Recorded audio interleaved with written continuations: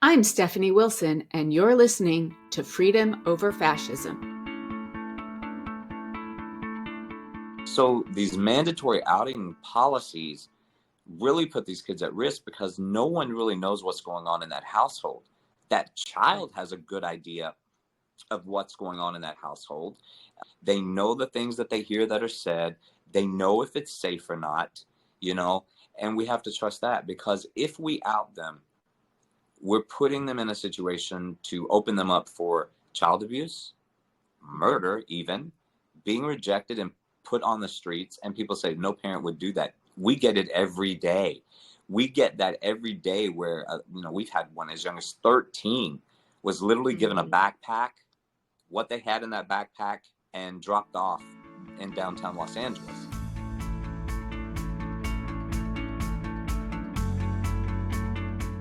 Hi, friends. This week we have World Mental Health Day and National Coming Out Day back to back. It's a good time for us to talk about one of the battles of the slow civil war we've been discussing, and that is MAGA's deliberate authorization and dehumanization of our LGBTQ plus neighbors in MAGA-captured states, and the fear that this engenders among LGBTQ plus youth and adults around the country. In September, we talked to Lance Preston about the mental health challenges queer youth are facing and how his group, the Rainbow Youth Project, provides mental health support, specific programs to help trans youth, and legal advocacy on behalf of the LGBTQ community. So let's talk about how my conversation with Lance fits with our discussion of the slow civil war MAGA is waging against Americans. As we've discussed before, in order for fascist social movements to gain power, they need to divide people against each other and use violence or the threat of violence to gain power. I've adapted Heather Cox Richardson's explanation for the rise of fascism from her new book, Democracy Awakening, which I highly, highly recommend as a straightforward and cogent guide to how we got here and how we emerge. As Richardson says, authoritarians rise when societal change makes members of a formerly powerful group feel as though they have been left behind. In this case, white Christians. A strong man, like Donald Trump, downplays the real conditions that created their problems and tells them that the only reason they've lost stature is that their enemies have cheated them out of it. These leaders, like Trump, turn people who had previously been politically apathetic into activists out to reclaim their country. Once the strong man, like Trump, forges a dedicated following, he makes his followers long for a golden past that never existed by creating a false mythology based on established natural, religious, and strongly hierarchical rules. Sound familiar? Authoritarian leaders and their allies turn against groups who are historically marginalized, which is true with our LGBTQ neighbors, as well as Black and Brown communities, Jews, Muslims, disabled people, women, and more. As I discussed with Jeff Charlotte, we're all on that list somewhere, and we will eventually be targeted by the fascist movement. So we see why MAGA consistently moves to divide Americans between the worthy core and the other, which is anybody who threatens their perceived superiority. What's the purpose of othering other Americans? First, it's to build power and dominance for the leaders of the white Christian nationalist movement. And second, as we've discussed often on this program, is to distract us from the fact that the movement's donor class, who are far-right oligarchs such as Harlan Crow and Leonard Leo, as well as CEOs of large corporations, become richer and more powerful, partially by bribing politicians and judges to enact policies that continue to make them richer and more powerful, and also by ensuring that poor and marginalized communities remain poor and marginalized. White Christian nationalists and MAGA Republicans are waging war against LGBTQ plus youth by enacting Don't Say Gay laws, forced outing, and bans on gender-affirming care for both youth and adults.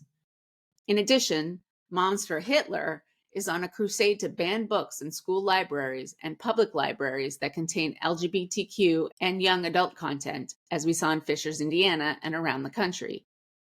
As we know, queer kids, especially trans kids, are at a much higher risk for mental health issues and suicide than their straight friends. Even one caring adult in their lives can cut that risk by 40%.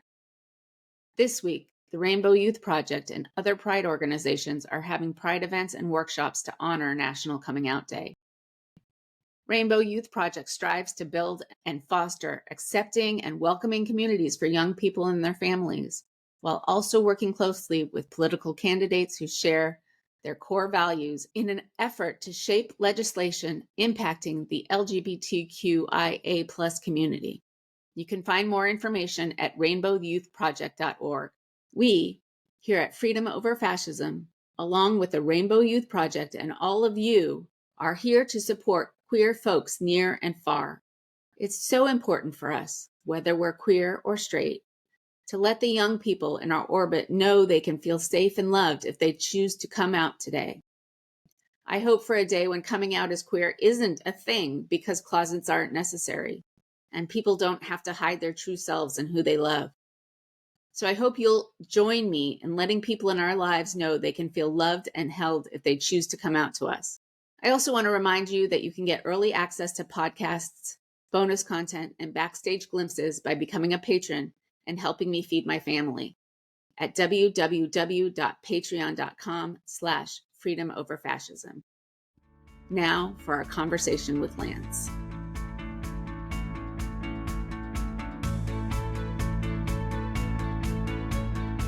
Hi, Lance. Thanks for joining us at Freedom Over Fascism. Thanks for having me. I'm so glad that you could be here, and I wanted to ask you a little bit about what you've got going on. You run the Rainbow Youth Project and are involved in a lot of legal things. Can you tell me what's going on? So the Rainbow Youth Project, our primary focus is providing mental health services to LGBTQ plus kids all across the country. A lot of people don't realize that 60% of those youth who sought mental health counseling in the last year could not obtain it for a wide variety of reasons. Sadly, 20% of those couldn't because parents would not consent, which is bizarre to me. If your child is actually requesting mental health, Right. That's our primary focus. We currently provide services to 997 youth in 44 states. Sadly, 44% of those young people have attempted suicide within the past year, so they're considered high risk, and their mental health treatment is top priority. That's our number one focus. We also assist LGBTQ young people who are currently suffering from housing instability. A lot of people don't realize that, there's just over 4 million unaccompanied minors that are homeless, and up to 40% of those identify under the LGBTQIA+ umbrella. These are kids who have had to leave home, were evicted, rejected, just a lot of various things. And sadly, in most of the states in the United States, these kids cannot consent for services from a shelter because they are minors. And so they refuse to go to shelters. I think there's now 12 states that actually allow them to sign consent for services. But across the board, the only thing they can sign for is emergency medical treatment as a minor. So, and educational opportunities at the federal level. So we try to assist them in either emancipating them and helping them get into stable housing, providing them with resources. Sometimes, like right now, our Winter Impact campaign is going, which provides these young people with sleeping bags, blankets, gloves, scarves, socks, beanies, things to keep them warm, because a lot of them, that's the only place that they really feel safe. And so we just try to support them as best we can in that. Our legal division is one of the most active right now because we have so many things going on with school boards all across the country, and a lot of bullying and harassment of these young people in schools. And so our legal unit is representing these young people in Title IX claims or claims with the Office of Civil Rights. We're also working with other organizations across the country to try to challenge a lot of the policies that the school boards are implementing that are negatively impacting these kids and creating crises. That's just the only way to say it. A lot of people look at book bans, or they look at, no pronoun usage, and they think, oh, that's silly, it's simple. But for these kids, it creates a lot of mental health issues, anxiety, isolation, depression. And so we try to combat those school boards to make sure that these kids have a safe space to be in. And bullying has increased dramatically over the past 6 months. Bullying is now resulting in a lot of physical attacks that are resulting in injuries for kids as young as 13.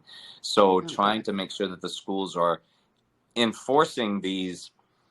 They all have these wonderful anti-bullying policies on paper, but they're just not enforcing them. So we try to encourage them legally to enforce those policies. Wow. This is across the board and not just in places where they have the draconian laws against, the outing laws and the pronoun laws.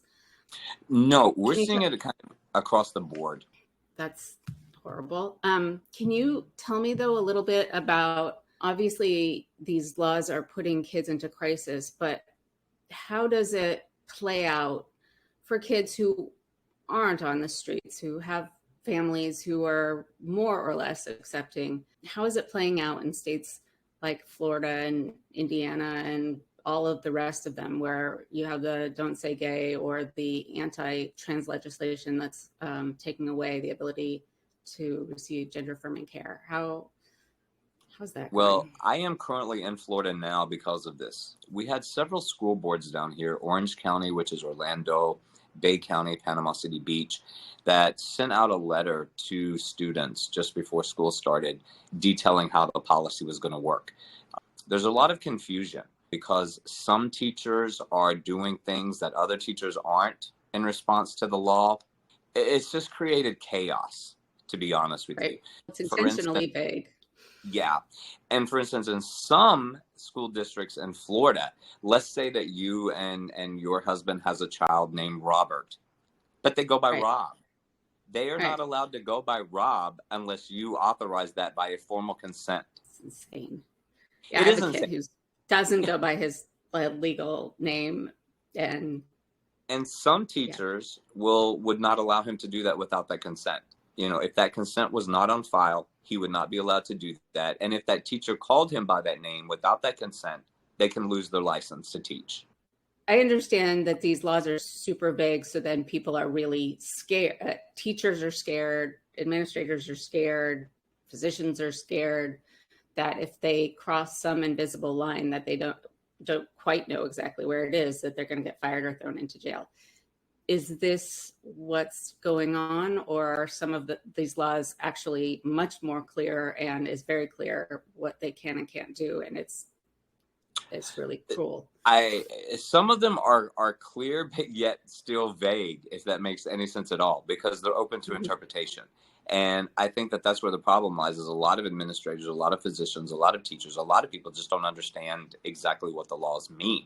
And that creates problem. But one thing that I think people fail to realize as well is, let's say, hypothetically, that state X proposes a law that is anti-trans, anti-LGBTQ, or mandates outing of one of these students. And that bill travels its way through, ends up failing, and is never implemented. Because it was initially discussed, you have already created fear in these children.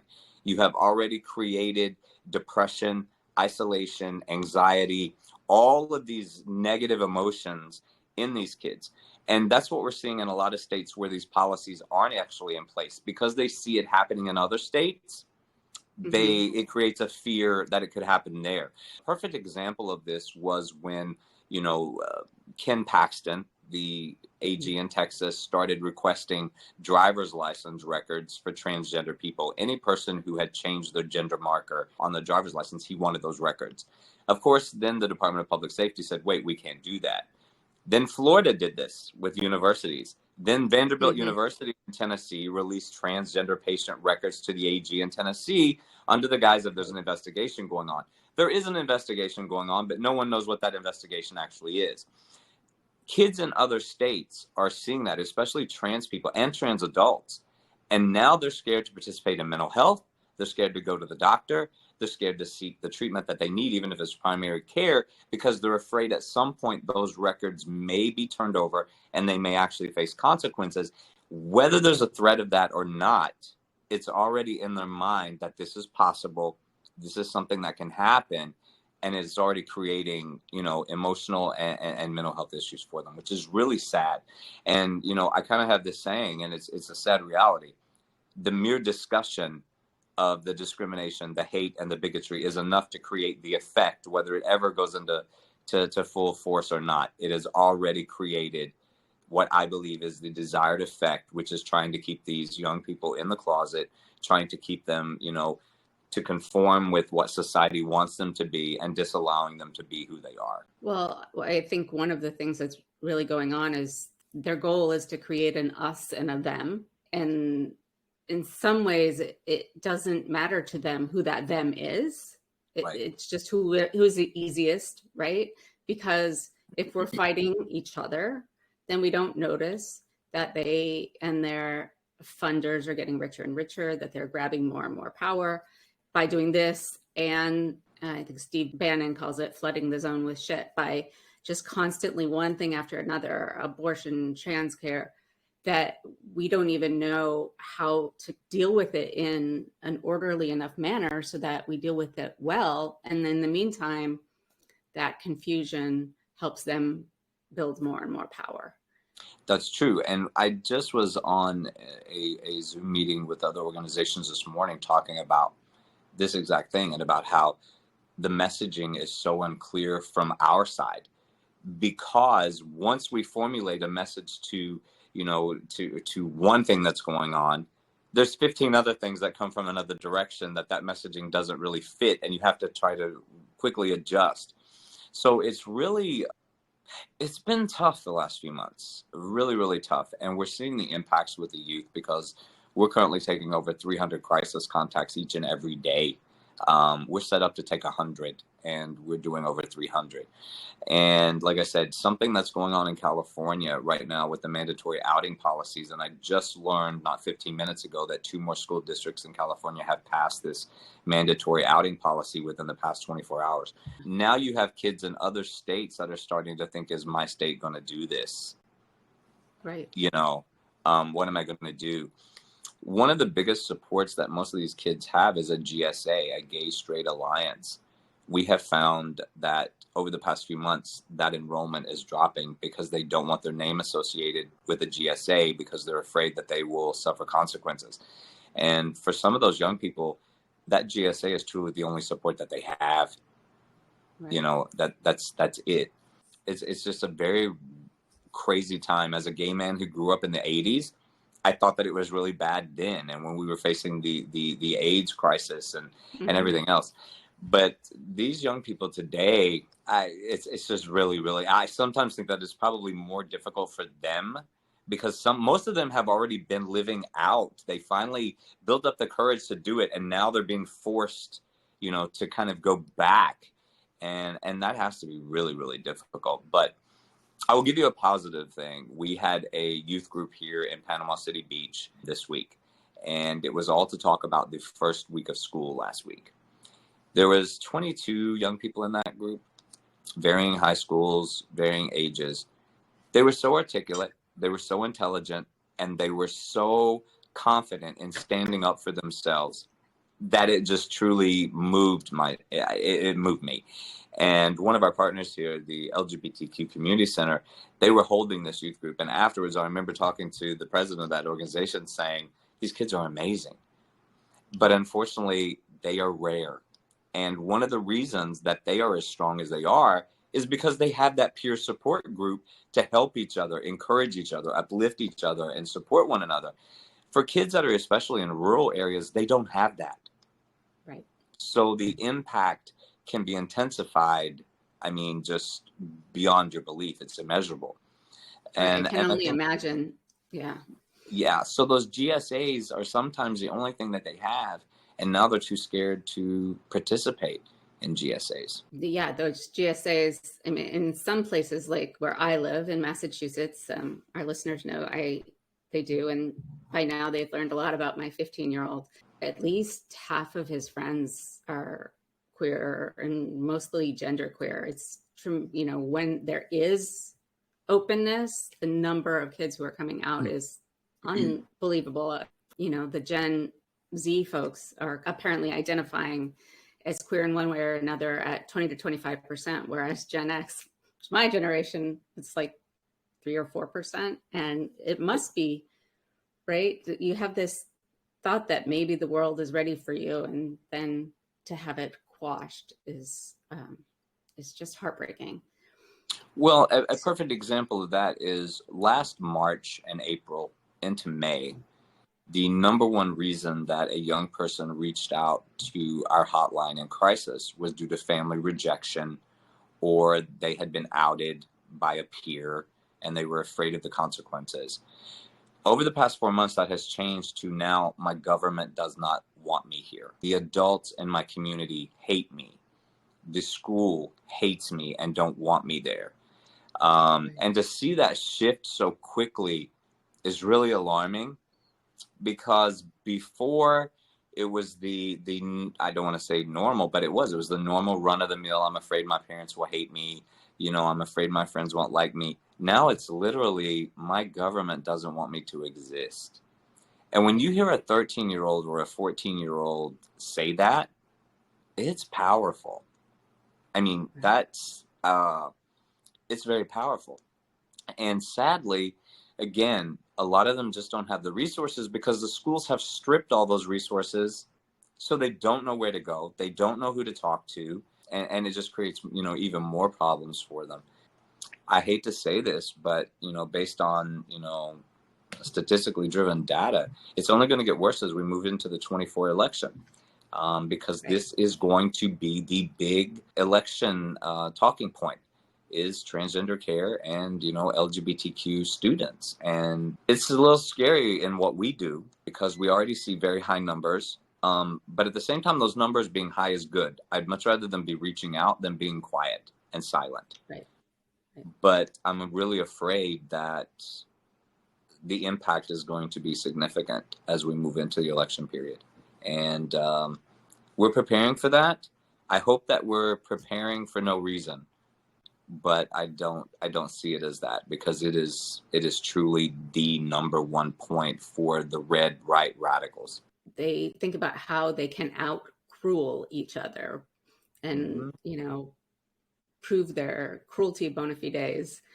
It's very scary and sad. I want to ask you two legal questions. We've heard a little bit about people moving from state to state to try to escape these laws. How much of that are you seeing? We're seeing that quite a bit, actually. And I can give you a perfect example because we were just talking with the Attorney General of one specific state this morning who had that same question. And in one county in that state, we had 61 contacts over less than a 30-day period of time, and 54 of those families were seeking to relocate. It's pretty significant. So the corollary is the states that say you can't get gender affirming care here. And if you go to a state where it's legal, we're going to come after you there, and we're going to come after the doctors there. Where do you see that going? I mean, the logical endpoint I don't. Because Missouri was actually, I think it was Missouri that was going to try that last year. And, let's be honest, this is the United States. Interstate travel is something that you cannot prohibit. That's just something you cannot do. And I say that loosely because Republicans have done some other crazy things. So, I could see them trying to do this. But we partner with an organization that I want to mention. Their name is Elevated Access. And this is one of the things that Elevated Access does. We have some adults who do not want to receive gender affirming care in their state because of the bills that have been passed against the youth. But Elevated Access actually is a network of over 800 private pilots with private aircraft. They fly these people to states where they can receive care. They also do this for women and reproductive rights. If a woman cannot get, reproductive health care in one state, they will fly her to a state where she can get that care. So we're seeing other organizations that are stepping up to the plate in those regards for people who can't get care in one state. They can help them get to another. But it's, again, really sad that, you have to do that. Now, on this, a lot of people always say, how can you possibly agree with gender affirming care for young people? And I always tell them I have never said that I approve of it. I have never said that I disapprove of it. I have never said that I approve of abortion. I've never said that I disapprove of abortion. What do I approve of is that decision is between that parent, that child, and that medical team. You don't call me when you're at the doctor so that I decide what treatment you receive. So why should someone else? And so I think that care has to be available, and that's a decision for them to make. And if they've made the decision that that's what they want to do, I can't tell them no, and I'm going to help them obtain that care if I can, period. And then we hear the whole conversation about puberty blockers. They have been using these same puberty blockers on cisgender heterosexual kids for precocious puberty since the 80s. And nobody has ever complained about them sterilizing or chemical castration, or the parents should be charged with child abuse if they allow them to take them.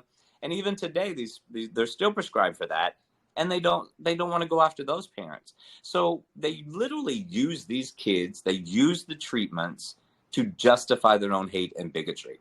That's really what it is. It's all about hate and bigotry, because were they to do any research or accept what science says about gender and sex and how it's not a binary, they would, if it were a matter of logic or following science or caring about people and their welfare, it wouldn't be coming out this way. They want to accrue power. And that's why I always tell people, don't call them conservative.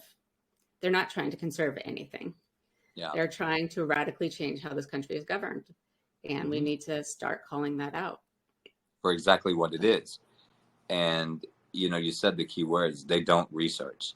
They don't want to learn. They don't want to accept any opinion that does not meet their opinion. They're not going to listen to the major medical associations. They're not going to listen to the scientists. They're going to listen to, QAnon conspiracy theorists and people like Marjorie Taylor Greene and people like Lauren Boebert, who have no clue what they're talking about, but they throw the macaroni on the wall, and if it sticks, that's what they use for clicks, Right. And that's who they listen to. And that's sad. But again, it goes back to what, I was saying earlier. They agree and they love them because they are helping justify their own hate and bigotry, And unfortunately, the kids are the ones who are suffering as a result of that. Yeah, they are suffering. I wonder about people like the governor of Montana, whose kid is non-binary, and begged their dad to not sign this bill, and he did it anyway. I can imagine what family life is like. Sadly. I can too. And, you look at Ted Cruz's child. Here's my thing, and I was blessed that my parents were always supportive when I came out as gay. I did attempt suicide at the age of 19 because I was scared. I was fearful. This was in 1989, which was a very different time. Growing up in the Deep South, in a Southern Baptist family, I'd heard my whole life that I was going to hell. I was evil. I was all of these bad things. But my family was always supportive. And when I sometimes listen to some of the kids in our peer group programs or in some of the, the situations that they find themselves in with crisis specialists, I'm so hurt that not everybody has good, loving, supportive parents. Because Right. I know, and this is kind of a really, I guess you could call it radical way of looking at it, but there are serial killers in this country that their parents still visit them in prison because they love their child.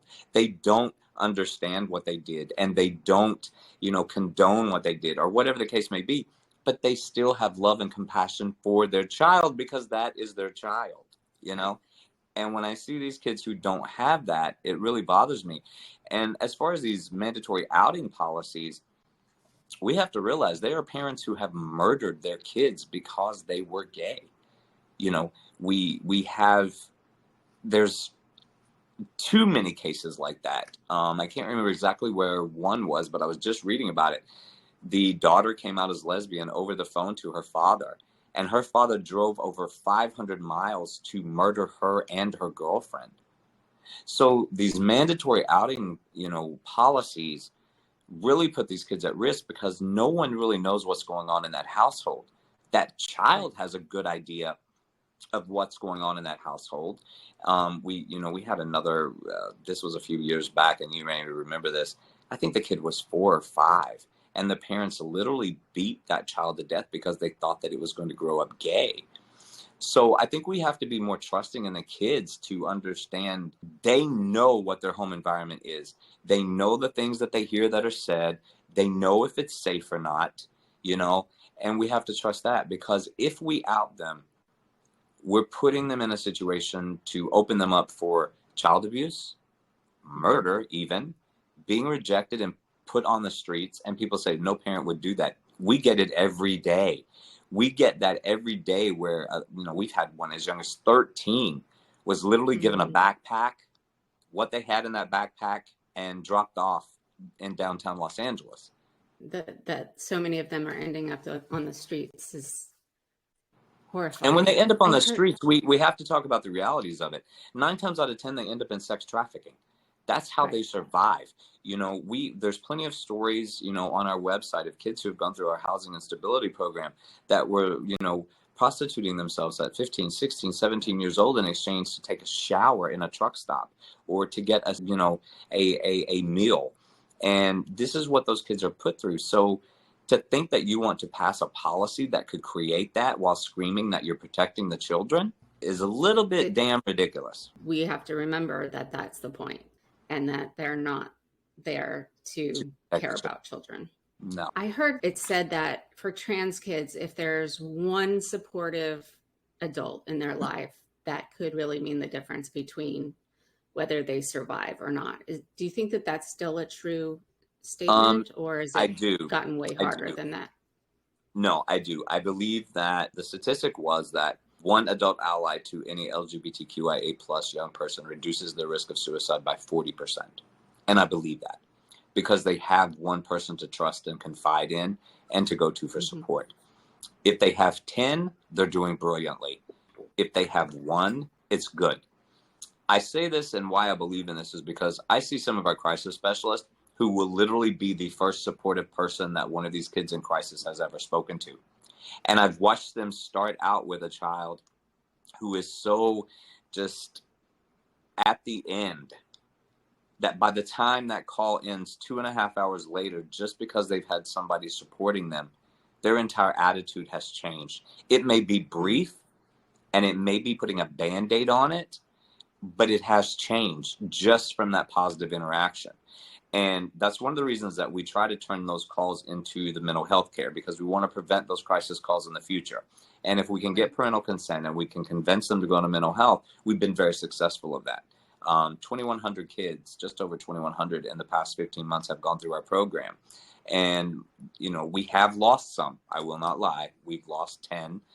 But we have a great success rate with that, all because they started getting support. It's not some miraculous drug or poof, it's fixed. It's from having that continuous support. What does the support look like in your program? It's actually very custom tailored. And that's one thing that I love. We are a nationwide organization, of course. We have kids all over the country, but we're still small enough that we can custom tailor a resolution. Sometimes it includes once a week with a licensed psychologist and peer group once a week. We do virtual peer groups, and that's all they need. Other times it's more intensive. Other times you have a family, a mother, a father, a sibling that are also struggling through the whole coming out process, or they're struggling with the fact that their young person has attempted suicide. So in those situations, we not only provide counseling to the young person that was impacted, but also to the parents and to the siblings to help them through it as well. We have this philosophy that kind of the entire family is coming out, and if they need assistance, we want to provide that assistance as well. We have 2 case managers who are absolutely amazing. One of them, Preston, has been in doing this in pediatric psychology and psychiatry for almost 30 years. And she truly works with these families to try to figure out what's going to work for them and then make it happen. Brandon is another one. Brandon came to us after 11 years with the Trevor Project. He's very familiar with these situations. They're both my heroes because they stay on top of resources. They stay on top of everything that's going on in different locations. They have both actually flown to meet with families and meet with these young people to try to figure out what's best for them. So they really put forth a lot of effort. That's how it works. We had talked about this many times. Well, we want to offer this, we want to offer this, we want to offer this, we want to do this. And I remember both Kristen and Brandon were like, it's not going to work because what's going on in Alabama is not going on in New York. And what this kid in New York is facing is not what this kid in Alabama is facing. We have to be able to maneuver to make it fit, or we're gonna fail our mission. And our mission is to promote mental health stability and mental health wellness in these young people. And we were like, well, what do we do? They're like, we still custom tailor it. Our system is set up to every kid in our mental health program. they receive an email from at least two of us every week. Hey, how you doing? Just wanted to check in with you. And also the parents, how are you? What's going on with you? Do you feel comfortable? Is there anything we can support you with? And we found that that's very successful by doing it that way. Sometimes it's difficult. I'm not going to lie to you. We have parents who hate us. We have parents who, last year, Stephanie, I had a mother tell our entire crisis team that she would rather see her son dead than him to be happy being gay. So we deal with sometimes some parents who really, for lack of a better terminology, they need help. They need help too. So we try to support them, but I wish that there was more resources, because as we know, mental health resources are very limited. Our crisis specialists that answer these calls are all in the master's program, either psychology or social work at IUPUI. It's a work study program. So they're very astute as to what's going on. If they recognize, we unfortunately have things called SIPs, SIPs, suicides in progress. If they sense that on the line, they have a licensed psychologist on call that they pull into this call within 3 or 4 minutes. So it's really a good setup, but it's all very personalized to that unique situation. And I think in the end, the young people that have reported back to us who've been successful in the program, they say that that's what helped make them successful, was that it wasn't just about sending them a brochure and referring them to places. It was actually working with them as a case management and crisis team to make it work for them specifically. And our entire leadership team, all of us attempted suicide as teens because of our sexuality. And so it's very dear to us, and we kind of can understand some of the situations. And I think that helps as well. Well, if people hearing this know of folks or are themselves people who could really use your help, how do they get in touch with you? They can call us at 317-349-4073, or they can contact us by email at admin@rainbowyouthproject.org. We also, have social media accounts, Twitter, Instagram, Facebook, TikTok. Believe it or not, we get a lot of requests through DMs on social media apps, and they are all open for DMs. We have a crisis specialist whose sole job is to monitor those DMs 24 hours a day, 7 days a week, 365 days a year for those contacts. And we get a lot of contacts through social media, so that's another good way as well. Well, we'll put those in the show notes so that people can find that. And you also mentioned elevated access, so we'll put that information in as well. They're an incredible organization. I am so proud to partner with them. We started around the same time, and they have grown just dramatically. And their volunteer network, like I said, is over 800 pilots with over 800 private aircraft, and they just volunteer to fly these patients wherever they need to get to. I had never heard of them, and it doesn't surprise me that there are those people, just as it doesn't surprise me that there are the people on the other side. But sometimes putting together the people who want to and can help with the people who need the help is hard. Doesn't happen and is hard. It shouldn't be that hard. Is there anything you want to leave our listeners with, what you do or what you're seeing, or how they can help? One thing that I want to remind, especially parents, aunts, uncles, grandparents, even if your young person seems happy, ask the questions. Ask the questions if they're okay. We, as I said earlier, are seeing a huge uptick in bullying. We have 2 major cases, one from Indianapolis, where a 13-year-old came out as a lesbian, was jumped by a group of boys, ended up with a broken arm, fractured nose, bruised ribs. Another one in upstate New York who ended up with back injuries where they were hit with a ball. So make sure your young person is okay. Take the time to ask the questions, even if they're smiling and laughing and seeing that they're okay. Take the time. If you sense that there is an issue, try to talk them into reaching out to someone. It doesn't have to be us, but reaching out to someone to find the resources that they need. And that's true for all kids, not just LGBTQIA plus kids. Parents really, if you talk about parental rights, your first right should be to ask if your child is okay and to take action if they are not. And the fact that 20% of the 60% of kids who wanted mental health last year, their parents would not consent to that treatment, is one of the most sickening statistics that I can even imagine. I know, and there's so many kids, LGBTQ, IAA plus, and not, that particularly after COVID, the kid mental health crisis is astounding. And if you add in, all the different layers, it gets really scary. But I also know that generation is going to be so great and powerful. They are resilient. They are definitely persevering in their own ways. And most of them are pretty much okay.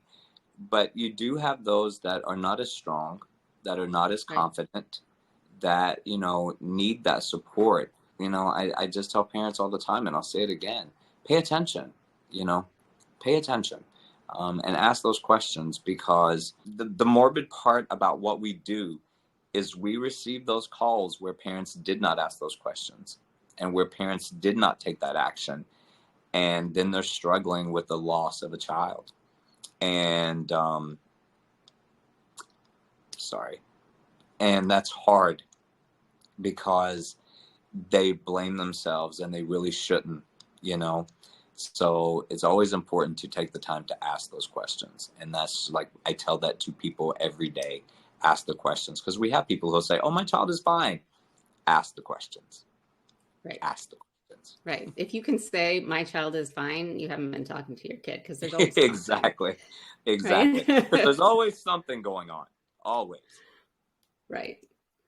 Thank you so much for talking with me and our listeners, Lance. It has been, I don't want to say a pleasure, because what we talked about was so hard, but it, I think, is so valuable. And if we can do anything to get your word out more, it is absolutely crucial for us to do that. So thanks for coming on, and we'll check in with you and see if we can update our listeners later on as well. Well, I appreciate you having me, and I appreciate you having this discussion, because unfortunately not a lot of people are. And it's an important discussion, because I think the more that people understand the consequences and the effects of these policies that they think are just small, I think it will help make a change. Well, I hope so. And nothing in this is small. And I always tell the kids, I'm like, you got to keep in mind, I came out in 1988. Oh, you're old. I am. So bear with me. Bear with me. I'm still learning.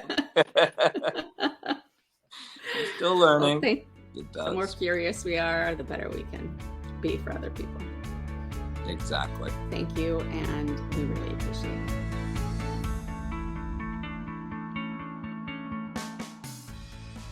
Thanks for listening. Please join our Patreon at patreon.com/freedomoverfascism and subscribe wherever you listen to your podcasts. We thank you for choosing freedom over fascism.